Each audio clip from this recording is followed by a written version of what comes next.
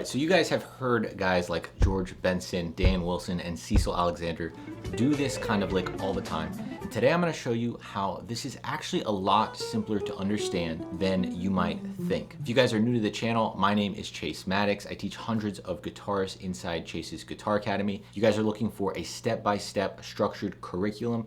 This is the most proven system out there. You can get a 7-day free trial down below. So first what we're going to do is go through what is happening in this lick, and I'll break down technically exactly what these guys are doing. I'll show you an example from Benson, and then how guys like Dan Wilson and Cecil Alexander are also using this technique in their own playing. And let's start off with this lick that I was playing at the front. This is coming from George Benson's solo on My Latin Brother. And there's a few things here that I don't see anyone talking about. And this is why I want to share this with you guys, because it's one of Benson's key innovations in my mind, and no one talks about it. So he's doing this over B flat 7, and it's going to F minor. So he plays this 1, 2, 3, 5, and then going into this, that's the part I want to talk about. And the key thing here, the real secret of it, which we'll talk about how to actually apply it, is as simple as 4, 3, 2, 1, 4, 3, 2, 1. What's crazy about this is it's not real continuous chromaticism as we might see from a horn player or piano player. It's how chromaticism fits well on guitar, and Benson realized that he can make use of this and use it in a way that it, with a few adjustments, which I'll show you, you can make it apply on any chord. It's super cool once you get it down. So he's starting on the F, he slides into it, but it's descending those 4 notes. Then on the next string, again, we're just doing it exactly on the same string above. Now on this next one, he goes to F. And the important thing here, I'll show you a couple variations. The way he's leading into it on this specific riff, he'll use it different ways in different solos, is the accent of it matters. Where we're leading to is what we want to emphasize. So the way he is phrasing this one,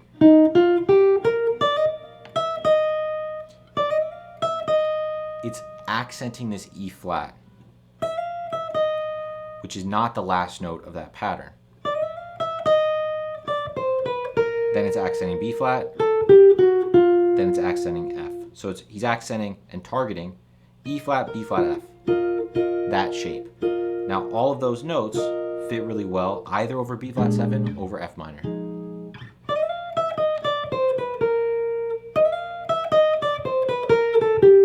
I'm emphasizing it just so you can kind of get an idea.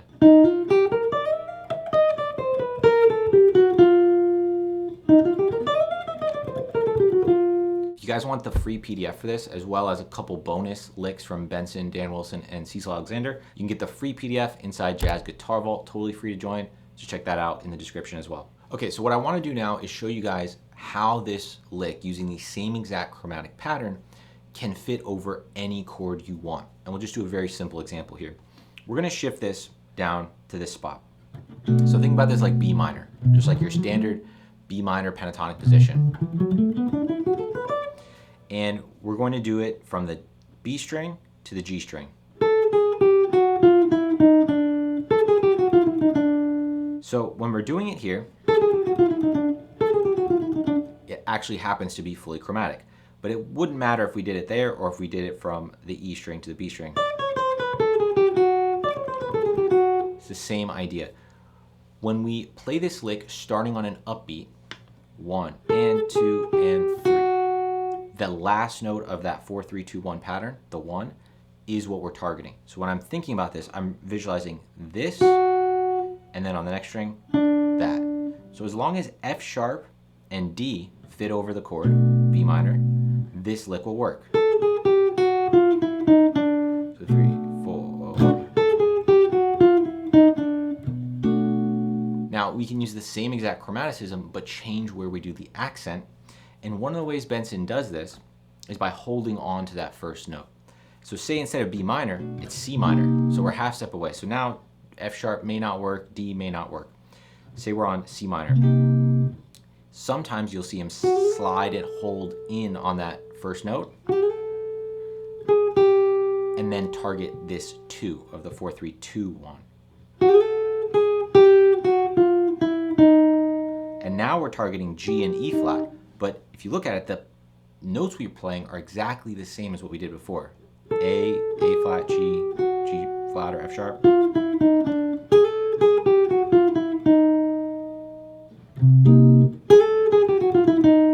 So depending on how you're accenting it, you can control if you fit it over B minor or C minor. Or.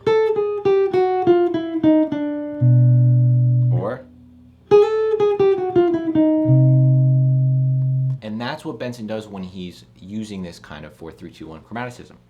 Now, there are a few details here that we're going to see in Dan Wilson's approach to this, and then also Cecil. So let's look at how Dan Wilson used this. And this is coming from Dan's solo on rhythm changes, actually from a video he did for our channel, and actually Cecil's is as well. So you can check that out in the description.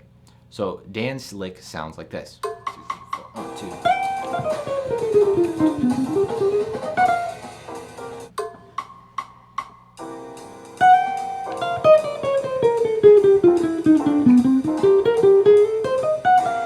Okay, so in this lick, Dan is doing the phrasing that accents the last note of the 4-3-2-1. So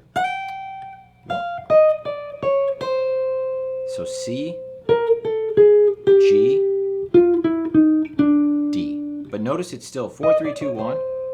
He shifts here because he wants a different note. If he stayed in position, then he'd be targeting C, A flat, and E flat.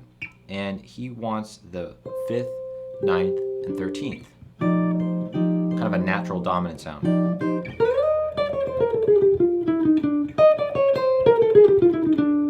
So, but it's still 4-3-2-1, 4-3-2-1, 4-3-2-1. Picking down, up, down, up, down, up, down, up. That's it the whole time. And he's targeting that set of notes. Everything else there is other standard ideas. Some 3-note enclosures, some arpeggios, etc. But the fast part of this, the part that sounds really cool, is just that 4-3-2-1 chromaticism. Again, there's another lick from Dan in the PDF in Jazz Guitar Vault. Let's look at an example from Cecil, also over rhythm changes, that throws in one little twist that Benson also is known for.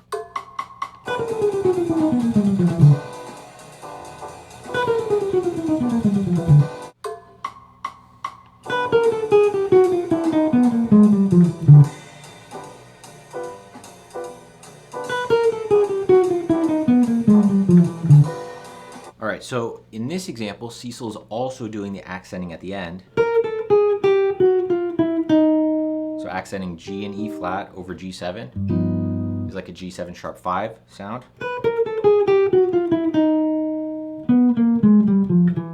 Now, the ending of this is a very, very common Benson thing. He does not do this 4-3-2-1, usually more than 2 strings. So after 2 strings, he switches instead to a diminished pattern, which is 4-3-1, 1 again with a slide. That's a much more common way that Benson will do this when he's doing this idea over like an extended 16th note run. Usually it would be 2 strings of the 4-3-2-1. Sometimes immediately 4-3-1-1, or 2 notes, and then the diminished pattern like what Cecil does. So that's another variation that Benson will use with this, kind of tagged on to the end of it. If you guys want to learn more about this kind of chromaticism, all of the important ways that we use chromaticism, if you're tired of sounding like you're just playing scales and arpeggios and it's not really sounding like music, I encourage you to join the upcoming cohort of Master Improvisation Blueprint. This is what I call phase 3. We're going to go through continuous chromaticism like what we're doing here with Benson, all of the different ways you can use it over different chord types. We're going to look at Clifford Brown's way of using that, Joe Pass, Benson, a lot of other guys. We're also going to do 2-note enclosures and 3-note enclosures, and you will really understand how to just add in chromaticism. And for most of you, that is the element that's missing in your jazz improvisation. You're playing too much with the exact scale and arpeggio, and you don't have this kind of chromaticism that causes tension that you then resolve. And that's how we get this musical, emotional quality to this kind of music. If you're just playing the notes, the correct notes of the scale, it's just gonna sound boring and kind of lame. I don't want that for you guys, so if you wanna check it out, Master Improvisation Blueprint, the first 2 phases are already live in Chase Guitar Academy, and then the next one's coming out very, very soon. Depending on when you're watching this, it might already be out. But I hope to see you guys there. You can get a 7-day free trial as well, and definitely get the free PDF in the Jazz Guitar Vault. So hopefully that was interesting for you, and I'll see you guys in the next video.